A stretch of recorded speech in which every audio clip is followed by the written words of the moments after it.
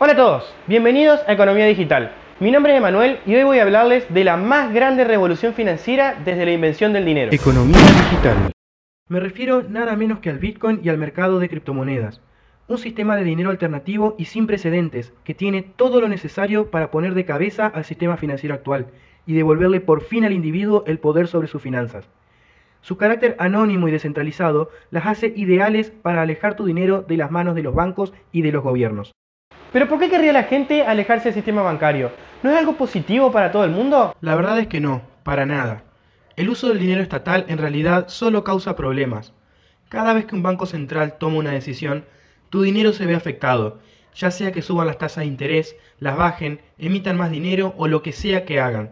Quien use esa moneda está expuesto a las consecuencias de esas decisiones. Hay lugares donde todo esto se nota mucho. Países con crisis permanente y continuas devaluaciones, donde quienes usan la moneda estatal sufren un desgaste en el valor de sus ahorros y en su poder adquisitivo. Algunas personas buscan refugiarse en alguna moneda extranjera más estable para cuidar sus ahorros, pero en muchos casos los gobiernos ponen cepos cambiarios o restricciones para comprar moneda extranjera, impidiendo así que la gente pueda cubrirse y obligándolos a soportar un empobrecimiento crónico y cada vez mayor. En países como Argentina y Venezuela, por ejemplo, esto se da de manera sistemática.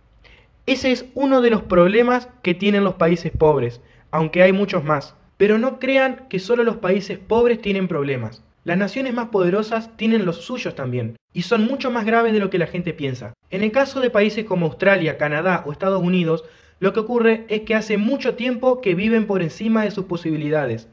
Gastan más de lo que ganan. Así que necesitan pedir plata prestada para poder sostener su ritmo de vida, porque con lo que producen no alcanza. El problema es que esas deudas se acumulan cada vez más y no hacen más que crecer. Mira este gráfico. Voy a explicarlo un poco para que se entienda. En el 2000, Estados Unidos debía 65,1% de su PIB, Reino Unido 48,8% y Australia 42,8%. Ese año sucedió una de las mayores tragedias financieras de los últimos años, la caída de las .com. Parte del causante de esto fue justamente la gran adicción a las deudas que tenían los países. ¿Habrán aprendido la lección los gobiernos? Ni de broma. Después de la crisis, los gobiernos financiaron la recuperación con más deudas. Tanto es así que poquitos años después, todo se derrumbó de nuevo. En la gran burbuja inmobiliaria del 2008, Estados Unidos ya debía 93,1% de su PIB y Reino Unido 63,4%. Australia fue la excepción. Tuvo un buen rendimiento esos años y pudo reducir un poco su deuda, momentáneamente. Ese nivel de endeudamiento era insostenible y por eso fue que explotó todo. Pero podríamos pensar que ahora sí aprendieron los gobiernos, ¿no? Obvio que no, ellos nunca aprenden.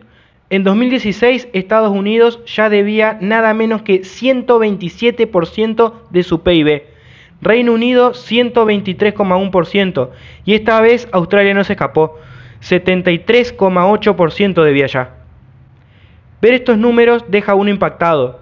Ellos están realmente mal. Y eso que todavía no les hablé de Japón. Miren, 140% en 2008 y 234% en 2015. Una completa locura. Para poder cumplir con sus acreedores, generalmente lo que hacen es prestarle plata a países más pobres, cobrándoles un interés alto. Así con lo que ganan de eso, pueden cubrir un poco los baches que tienen en su economía. Pero ¿qué pasa si de repente uno de esos países pobres entra en default y deja de pagar? El país rico que le prestó plata ahora no puede cobrar el dinero que venía cobrando por ese préstamo, así que sus ingresos son menores. Tienen menos plata para cumplir con sus propios acreedores. Y si el dinero que antes tenían apenas les alcanzaba para mantener el agua en el cuello, ahora ya no alcanza. Seguramente tendrían que pedir más plata de rescate para evitar entrar en default también. Pero ¿y si ya se hizo todo eso y no se puede pedir más plata? Entonces el país rico ya no va a poder pagar tampoco. Va a tener que entrar en default, perjudicando así a sus propios acreedores, que también van a tener menos plata. Y así se contagia esto por todo el mundo. A ver, para que se entienda un poco mejor, ¿qué pasa si vos no podés pagar tu hipoteca? Si vos no pagás, el banco te quita tu casa, es así de simple. Si no pagás, el banco te lo quita. Y si ese dinero no alcanza para cumplir con tus obligaciones, Bueno, en ese caso vas a tener que vender todo lo que tenés para poder pagarle al banco. Y si aún así ese dinero no alcanza, entonces el problema va a ser del banco, porque ellos no te tendrían que haber prestado dinero de entrada si sabían que vos eras tan insolvente. Bueno, en el caso de los países pasa algo similar. Si ellos no pueden pagar sus deudas, tienen que rematar todo lo que tienen. Generalmente empiezan a privatizar empresas, recursos naturales, entre otras cosas. Pero ellos tienen una herramienta extra, el dinero de la gente, la plata que ellos tienen en los bancos. Si el gobierno lo considera necesario, puede confiscarte tu plata para cubrir sus espaldas. Pueden hacer lo que quieran cuando lo consideran necesario. Tienen el poder para hacerlo y de hecho lo han hecho en muchísimas ocasiones. Acá en Argentina tenemos el conocidísimo caso del Corralito del 2001, cuando el gobierno entró en default y retuvo todo el dinero que la gente tenía en sus bancos. La gente estaba desesperada porque quería acceder a sus ahorros y guardarlos porque había devaluaciones impresionantes. Querían comprar moneda extranjera y no los dejaban. Fue una completa locura. En una situación así, un pueblo civilizado puede convertirse en uno totalmente salvaje. En aquel momento el pánico se apoderó del país. La desesperación y el hambre se difundieron muy rápido. La gente se metía de forma violenta a los supermercados y a los negocios buscando llevarse todo aquello que sea comestible. Hubo robos, asesinatos y toda clase de delitos tan brutales y frecuentes que el país era irreconocible. La gente no podía creer lo que se estaba viviendo. La cosa fue tan grave que el presidente de aquel entonces, Fernando de la Rúa, entró en pánico y declaró estado de sitio en toda la nación. Compatriotas, culmina un día difícil. Han ocurrido en el país hechos de violencia que ponen en peligro personas y bienes y crean un cuadro de conmoción interior. Quiero informarles que ante eso he decretado el estado de sitio en todo el territorio nacional. Las devaluaciones eran demenciales, el peso argentino no paraba de perder valor y la caída no parecía tener final. En esa época no había ningún instrumento que podamos usar para resguardarnos de algo así, pero eso está cambiando en los últimos años. Hoy están para eso las criptomonedas. Su función es justamente esa, poder resguardarnos de situaciones como estas, que han pasado muchísimas veces y van a seguir pasando. No solo acá en Argentina, sino en muchísimos países del mundo. De hecho, el Bitcoin nació en una catastrófica crisis que tuvo su epicentro en Estados Unidos, nada menos. Fue la gran crisis global del 2008. Una crisis que se contagió por todo el mundo.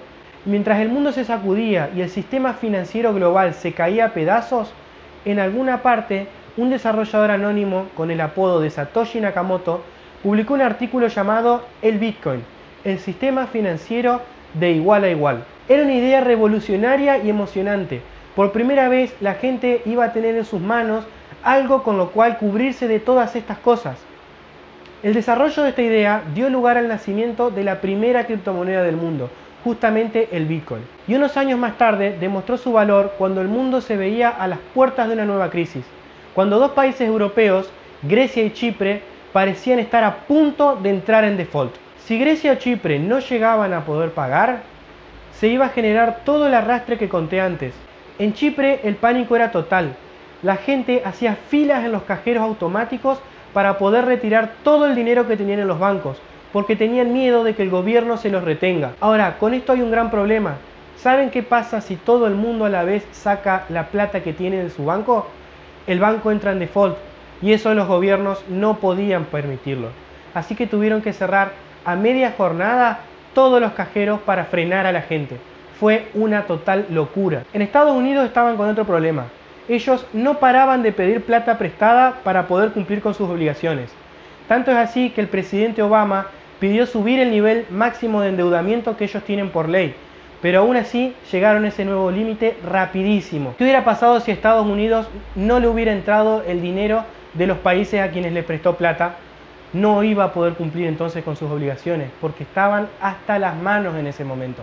Hubiera sido una catástrofe total. De repente todas las miradas se fijaron en un activo que pocos miraban hasta ese momento, el Bitcoin. Un instrumento que estaba subiendo de valor como la espuma y entregaba ganancias de más de 1.000.000% a los que entraron temprano.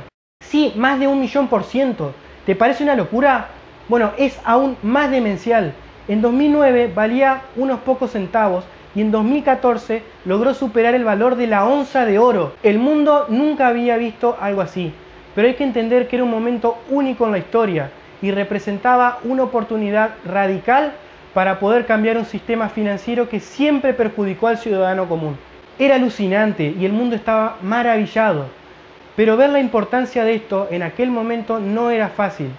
¿Cómo podía ser que algo que aparentemente no tiene valor valga más que el oro? Todo el mundo habló de esto. Salían los diarios, en los programas de televisión, en todas las páginas de internet. Era totalmente emocionante y su potencial no tiene precedentes. Con el tiempo fueron saliendo otros proyectos creativos como Ethereum o Litecoin que buscan descentralizar cada vez más y más al sistema.